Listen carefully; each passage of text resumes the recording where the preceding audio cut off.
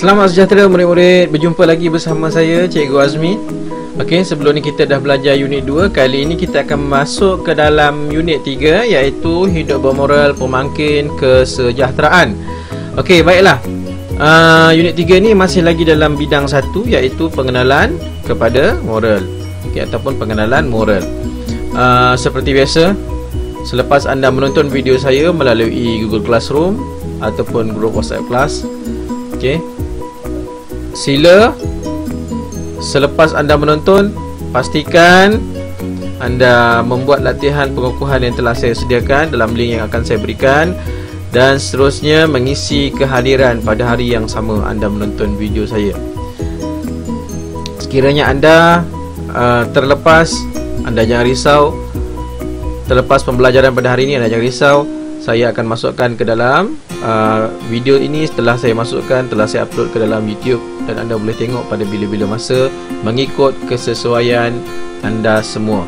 Okey, jangan rasa terbeban nak melihat pada hari tersebut, tapi boleh melihat pada hari-hari yang lain.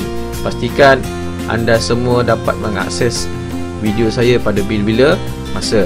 Okey, tanpa membuang masa, kita akan terus kepada slide saya yang pertama. Okey, baiklah. Kalau anda dapat lihat seperti mana tertera dalam slide ini, okey, tajuk kita iaitu unit 3, hidup bermoral pemangkin kesejahteraan. Okey, dalam unit ini anda semua akan belajar mengenai kepentingan mempelajari moral. Yang kedua, cara hidup bermoral dan tidak bermoral. Okey, dalam slide ini saya akan tunjukkan. Yang ketiga, manfaat mempelajari moral dalam kehidupan. Yang keempat, cara mempraktikkan perlakuan moral dalam kehidupan seharian. Okey, so kita lihat kepada tajuk kita yang pertama. Apa dia kepentingan, kenapa kita perlu mempelajari moral? Okey, yang pertama, supaya kita mengamalkan integriti. Sebagai seorang yang berintegriti, okey, anda perlu berpegang teguh kepada agama anda, nilai dan peraturan ketika bertindak dan bertingkah laku dalam pelbagai situasi. Misalnya, kamu menjalankan tanggungjawab kamu dengan penuh amanah. Apa sahaja tugas yang diberikan kepada kamu, seandainya ini kamu memegang jawatan di sekolah, kamu laksanakan dengan sehabis baik. Yang kedua, kenapa penting belajar moral? Iaitu menjadi insan berakhlak mulia. Sebagai insan yang berakhlak mulia, anda sentiasa berfikir dan bertingkah laku selaras nilai-nilai murni yang sepatutnya. Contohnya, anda sentiasa menjaga maruah diri dan keluarga dengan mentaati ibu bapa, serta belajar sehingga berjaya. Anda juga mengamalkan perlakuan yang sopan pada setiap masa. Ingat untuk jadi seorang yang pandai, okey, perkara utama yang perlu awak ada adalah apa dia? Adab ataupun akhlak. Okey, orang yang berilmu dengan beradab itu adalah lebih baik daripada orang yang berilmu tanpa adab. Justru anda semua, okey, perlu menjaga tutur kata dan juga kelakuan pada setiap masa. Okey, seterusnya kita lihat yang ketiga, iaitu mempunyai nilai sejagat. Sebagai seorang yang mengamalkan nilai sejagat, anda sentiasa bersedia menghayati dan mengamalkan nilai-nilai murni yang diterima oleh semua. Okey, contohnya anda sentiasa menghormati sesama manusia dan menyayangi haiwan. Nilai-nilai murni sejagat maksudnya semua sekali. Tidak pada keluarga awak. Okey, awak hanya mengamalkan nilai murni kepada keluarga awak. Tak boleh juga. Anda perlu mengamalkan nilai murni kepada siapa? Kepada semua orang, termasuk juga kepada haiwan. Okey, tak semestinya kepada manusia saja. Selain pada haiwan, siapa? Kepada alam. Tidak memusnahkan alam sekitar. Yang seterusnya, okey, membentuk perpaduan. Okey, Sebagai rakyat Malaysia yang terdiri daripada pelbagai kaum, okey, kita terdiri daripada masyarakat majmuk kat Malaysia. Okey, bahasa, budaya dan juga agama, anda perlu bergandeng bahu sesama, okey, sesama insan, okey, untuk mewujudkan masyarakat yang harmoni dan bersatu padu. Contoh, anda sentiasa menghormati individu lain walaupun berbeza amalan dan pegangan daripada diri anda sendiri. Ini kita dah biasa buat, tapi kadang-kadang kita terlepas pandang, kita terlepas cakap, jadi akan berlaku perselisihan faham. Jadi tolong jaga, seperti mana tadi cakap tadi, yang mula-mula tadi apa dia? Yang kedua, menjadi insan berakhlak mulia, sentiasa jaga tutur kata dan juga perlakuan dalam diri kita, untuk jaga untuk membentuk perpaduan dalam kalangan masyarakat terlebih dahulu. Seterusnya, yang terakhir, kenapa pentingnya mempelajari moral? Sebagai seorang yang mementingkan kesejahteraan, anda perlu peka dan prihatin serta memainkan peranan dalam usaha mengatasi isu-isu sejagat demi kesejahteraan kehidupan bersama. Okay. Misalnya, anda berusaha menjaga alam sekitar dan menghindari pertelingkahan demi keamanan dan keharmonian hidup dalam masyarakat. Okay, tengok sini. Nak kesejahteraan hidup bukan saja kepada manusia, tapi kepada alam sekitar. Tapi bila awak tengok, kamu belajar geografi, kamu belajar geografi dan sains, kamu belajar bagaimana proses kehidupan alam sekitar tu, siratan makanan dalam sains tu, apa yang kita perlukan setiap hari. Andai kata ada satu siratan makanan yang telah rosak, maka akan menyusahkan lagi siratan makanan yang lain. Okey, ini nampak je macam belajar, okey, nampak je macam mudah, tapi kita kadang-kadang terlupa benda ni, sehingga mengakibatkan apa? Mengakibatkan kerosakan kepada alam sekitar. Bila alam sekitar rosak, maka akan sedikit sebanyak mempengaruhi kepada kehidupan manusia lainnya. Terusnya, kita lihat bagaimana cara hidup yang bermoral. Ini sebagai contoh saja, ada 6 saya bagi. Okey, yang pertama, beradab. Orang yang berilmu tanpa adab, dia sebenarnya tidak mengamalkan cara hidup yang bermoral. Okey, that's why kenapa kita perlu beradab. Jaga tutur kata, jaga perlakuan. Okey, walaupun kata-kata ni tak menyakitkan tubuh badan, tapi ingat, kata-kata ini boleh mengakibatkan keruntuhan rumah tangga, kata-kata ini boleh meruntuhkan sesebuah negara, kata-kata ini boleh menggoncang dunia. Okey, yang kedua, cara hidup bermoral. Yang kedua, bijak menangani stres. Kita sentiasa berada dalam keadaan tenang walau dalam keadaan apa sekalipun. Tekanan datang banyak pun kita mampu untuk menangani stres. Sebab apa? Kita tak akan ambil jalan pintas untuk menyelesaikan sesuatu masalah. Ada masalah nak bunuh diri, ada masalah putus asa terus. Tak boleh. Anda kena bijak menangani stres. Tolak yang sini, selesaikan yang sini. Okey, susun semula kehidupan anda, maka stres anda dapat dikurangkan. Yang kedua, yang ketiga, suka membantu. Cara hidup orang bermoral biasanya suka membantu orang lain. Kadang-kadang diri dia sendiri susah, okey, tapi dia mampu membantu orang lain. Yang seterusnya ialah bersikap jujur. Jujur ini perkara yang paling susah kita nak buat. Sebab apa? Sebab kat rumah pun kadang-kadang perkara yang kecil pun kita tipu. Apa dia? Cuba anda fikir, di rumah apa yang selalu anda tipu? Dah belajar belum? Mak ayah tegur. Dah belajar ke belum? Dah. Nampak? Simple, tapi susah nak buat, betul? Okay. Ada kita pakai di rumah pun kita dah mula tak jujur, apatah lagi kat luar. Jangan mula dia jujur.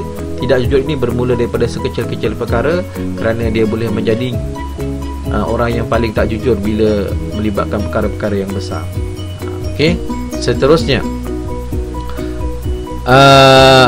berintegriti. Yang ni saya tak sebut, saya tak nak sentuh. Yang ini saya tidak mahu sentuh sebab saya dah sentuh tadi.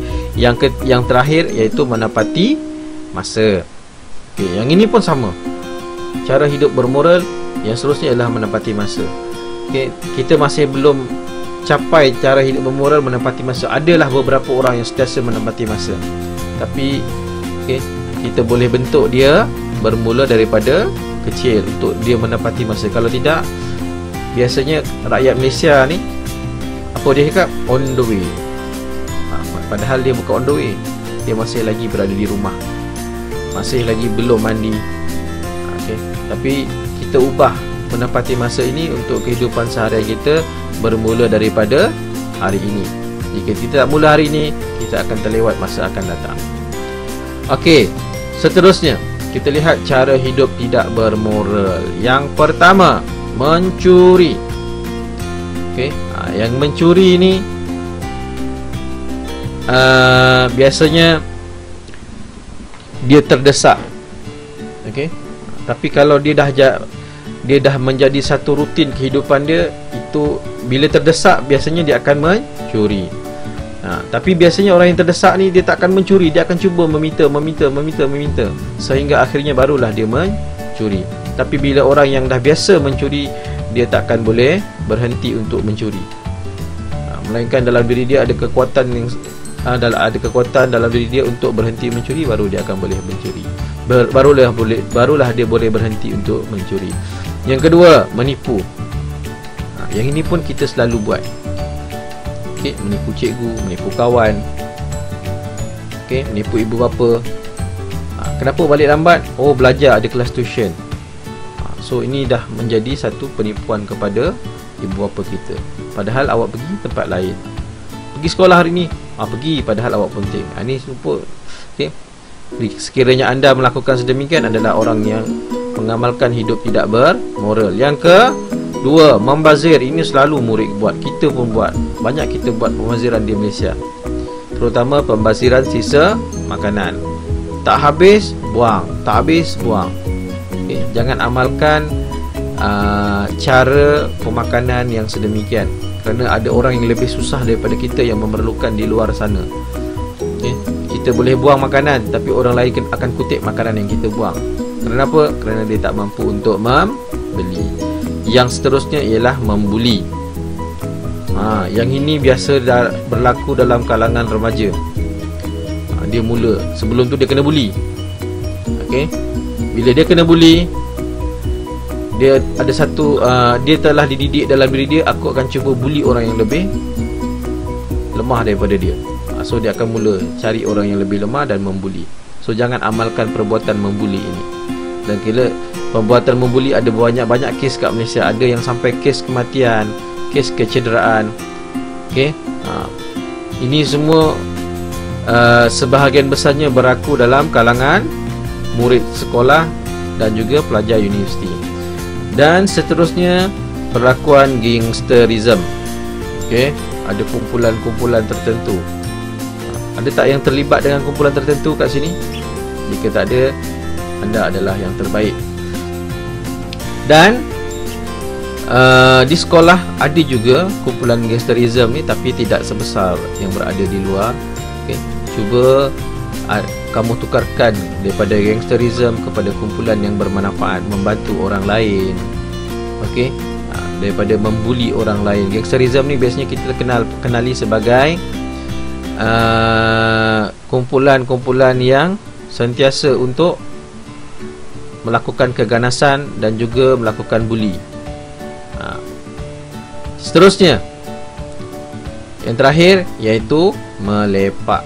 Melepak di mana-mana lah. Tapi sekarang bagus. Sebab apa? PKP tak ada melepak. Semua orang jadi bermoral. Dan saya harap lepas PKP ni tidak ada lagi murid-murid yang suka melepak di luar sana. Okay, seandainya anda nak melepak, boleh di mana? Perpustakaan, rumah-rumah ibadat. Melepaklah di sana. Paling tidak anda akan dapat sedikit ilmu dan awak balik sampaikan pada ahli keluarga masing-masing. Selain daripada melepak, apa lagi? Ponteng sekolah kalau di sekolah. Ini perlakuan tidak bermula lah ni. Pergi sekolah tapi ponteng kelas. Pergi sekolah tapi tak sampai sekolah. Ini pun sama. Okey. Okey, dah tamat. Itu sahaja pembelajaran kita pada hari ini. iaitu mengenai apa murid-murid? Hidup bermoral, pemangkin kesejahteraan. Okey, dalam unit 3 ni nilai yang kita pelajari, okey, yang pertama ialah toleransi. Okey, tolak ansur antara satu sama lain. Yang kedua, kejujuran. Okay, bersikap jujur antara siapa pun. Okay, bersikap jujur antara semua orang. Yang ketiga, harga diri. Yang keempat, kerjasama. Okay, bekerjasama untuk membantu orang lain, bekerjasama untuk mengeratkan perpaduan, bekerjasama untuk hidup dalam keadaan bermoral. Okay. Yang seterusnya, hemah tinggi. Dan yang terakhir, berterima kasih. Berterima kasih, okay, ucapan yang mudah tapi sukar nak dikeluarkan. Bila ada orang membantu, kadang-kadang kita lambat nak berucap. Cuba jadikan amalan ucapan terima kasih, okey, selepas sahaja anda menerima bantuan daripada orang lain. Boleh faham? Okey, seperti biasa, sebelum kita berpisah, okey, jangan lupa masuk dalam Google Classroom, isi kehadiran dan juga buat latihan pengukuhan yang telah saya berikan. Kemudian submit. Okey, kemudian submit. Bagi yang tak boleh masuk dalam Google Classroom, jangan risau, saya akan upload video ini dalam WhatsApp Group Class. Sebelum kita berpisah, jangan lupa like dan subscribe video cikgu.